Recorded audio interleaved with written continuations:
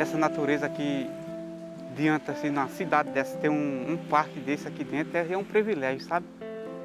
É um lugar de tranquilidade, é um lugar que você pode vir para pensar, para relaxar, estudar. Então é um refúgio no meio do caos aí fora. Um grão de areia em relação a capital, tem a cidade do Natal.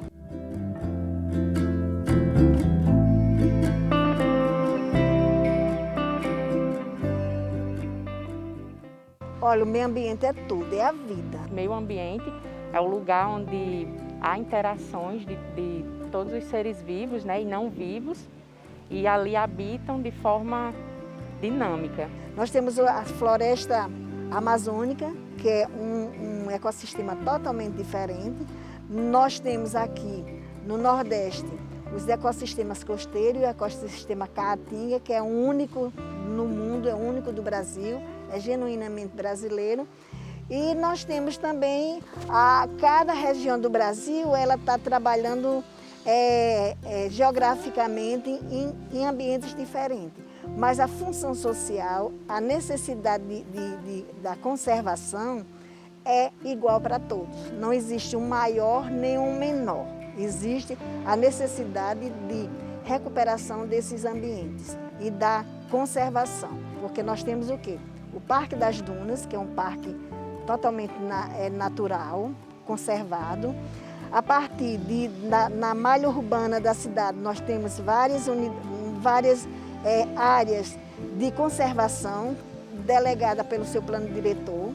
Nós temos o Parque da Cidade, que é um exemplo típico de área de regeneração. A partir desses exemplos, nós temos pequenos exemplos, como o Museu Câmara Cascudo. Esse espaço aqui eu enxergo como um refúgio, porque ele é localizado no meio de uma avenida, uma das avenidas de maiores movimentos aqui em Natal, né? E quando você não imagina, passando aqui na frente, que tem isso tudo aqui. Você não imagina.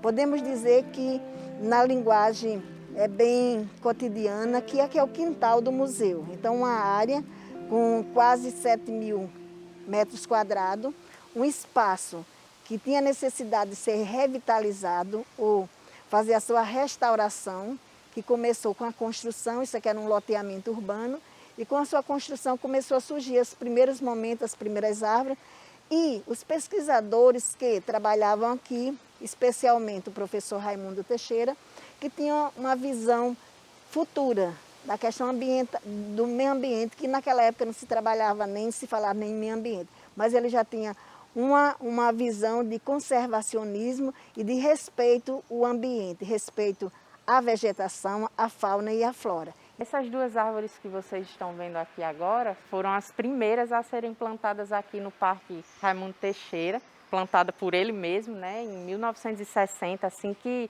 o museu foi inaugurado. São 2 pés de espinheiro, são árvores de grande porte e, além da sombra, né, ela ajuda no enriquecimento do solo, né? Para muita gente, essas folhinhas aqui no chão parecem sujeira, né? Mas elas estão trabalhando justamente para adubar, é uma adubação natural. Que é a cultura da gente, não é? A gente precisa de árvore para ter sombra. Então como era um espaço vazio, precisava de sombra.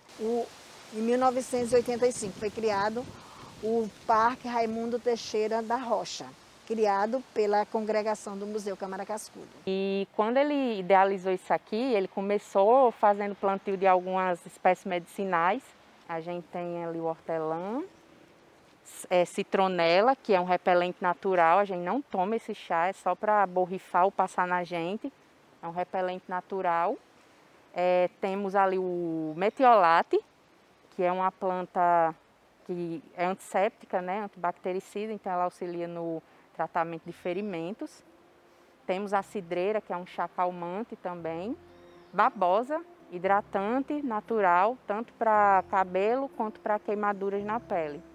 Ele tinha essa ideia, eu acho que na época ele não pensou que fosse dar tão certo, que ia ficar tão bonito como está hoje.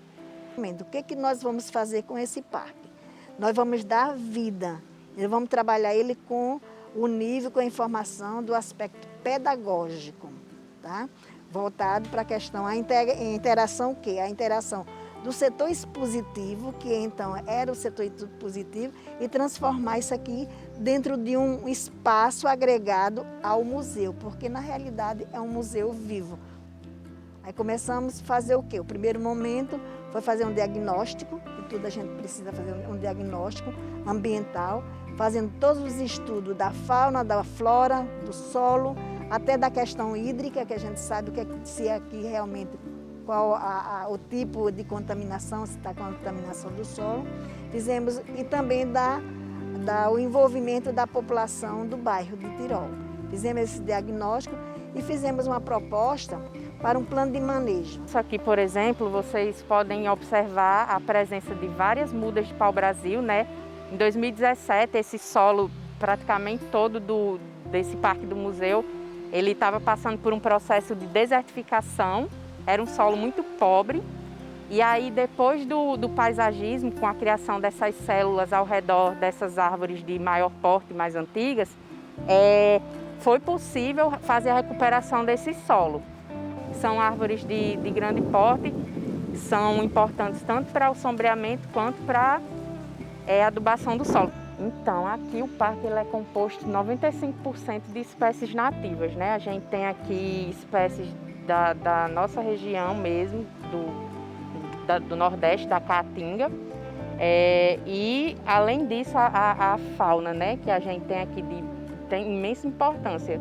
A gente tem aqui, por exemplo, ali naquele cedro, a abelha jataí, que é uma abelha nativa do Brasil, é uma das poucas espécies sem ferrão, produz um mel docinho e azedo ao mesmo tempo, ela está sendo cobiçada, né, pelos apicultores. Então a gente tem aqui, a gente tem pé de aroeira, que é uma planta extremamente estudada aí para produção de medicamentos antibacterianos, é uma planta riquíssima. Essa cajarana é uma planta que se adapta muito bem aqui no clima quente do Nordeste.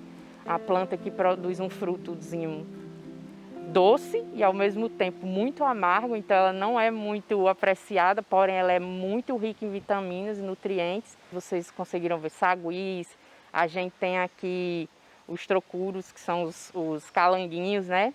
A gente tem embuá, importantíssimo para a aeração do solo. Tem sapos, né? Quando chove é porque agora que está seco, quente, eles não aparecem, mas temos espécies de sapos daqui também, né? Nativos do Brasil. Aves. A gente tem aqui exemplares, tanto os que passam na migração, porque às vezes param aqui para fazer um lanchinho, porque a gente tem pequenos roedores, a gente tem mamíferos aqui marsupiais como timbu, e também dessas aves que eu estava falando de grande porte, né, como o gavião carijó, por exemplo. Nós temos basicamente, continuamos com o projeto de revitalização do parque, que é o projeto Guarda-Chuva Maior. Dentro desse projeto, nós temos os projetos de extensão universitária, que nós temos o projeto de ludicidade sustentável, brincando e aprendendo com o meio ambiente. O Ludicidade, por exemplo, ele é um projeto que trabalha com a reutilização de materiais, então a gente faz oficinas ensinando como fazer brinquedos de itens que iam ser jogados fora, materiais que iam ser descartados. Tem o projeto Horta, que é um projeto para mostrar que em ambientes urbanos também é possível você fazer uma plantação saudável, né, de produtos que você vai consumir sem o uso de inseticidas e agrotóxicos. Então a gente tem aqui também. E no setor de estudos ambientais, fora esses dois voltados para o aluno, tem as pesquisas científicas lá do Laboratório de Sedimentologia também. Tudo que faz aqui é pensado para evitar o uso de produtos químicos, né? Adubo químico, fertilizante e inseticidas. E essa horta, o que é? A gente faz oficina, ensina e faz o uso desse material, e quando esse material é colhido, a gente faz doação. Hoje a gente pega essas mudas aqui, a gente faz doação para recuperar a área que sofreu um desmatamento, né? E aí elas são doadas para as instituições que estão fazendo esse trabalho de reflorestamento. Aqui é Pau Brasil, Só nesse espaço aqui que vocês estão vendo, tem para mais de 100 mudas, muito mais. Aí é um projeto coletivo, onde não só as escolas participam, mas toda a família do Museu Câmara Cascudo, podemos dizer, todos os funcionários. Também nós temos um programa que é o programa Parque das Ciências, onde agrega laboratórios. O laboratório, isso é um projeto maior que é visto em todos os museus em nível de Brasil. E nós temos o laboratório de Química, Física e Biologia, que agrega também a parte pedagógica. O que se precisa aqui é fazer a manutenção do parque. A manutenção, o que seria essa manutenção? Cuidar do manejo das árvores, cuidar do manejo do solo. A gente chega muitas vezes, a gente também, dia a dia, a gente é no trânsito, em casa, a gente tem dificuldade, às vezes tem problemas, sabe? O que é que não tem, né, meu irmão?